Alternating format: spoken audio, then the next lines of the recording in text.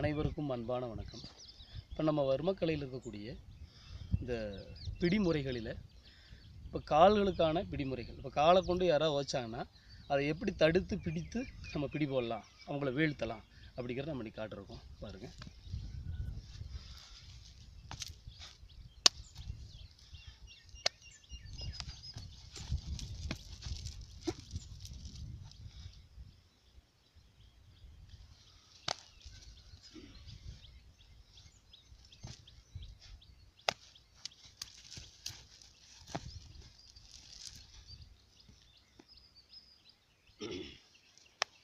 சரி, இப்போ இதை நம்ம எப்படி செய்யலாம் அப்படிங்கிறத உங்களுக்கு மெதுவாக காட்டுறேன்.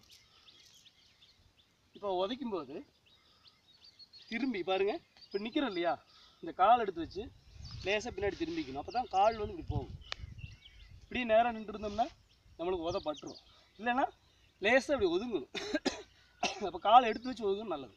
பாருங்கள், இப்படி போயிட்டு இந்த கையை கீழே அமுத்தணும். அவ்வளோதான், ஆட்டோமேட்டிக்காக அவங்க போய் பதிஞ்சிருவாங்க.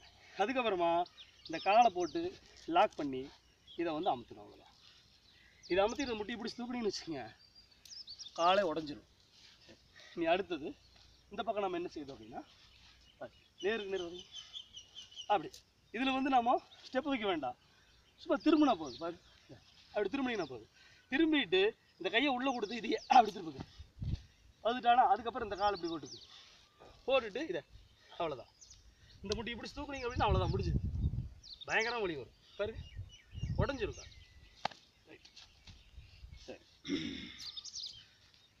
இந்த முறைகளை பார்த்துட்ருக்குற அனைவருக்கும் நன்றி.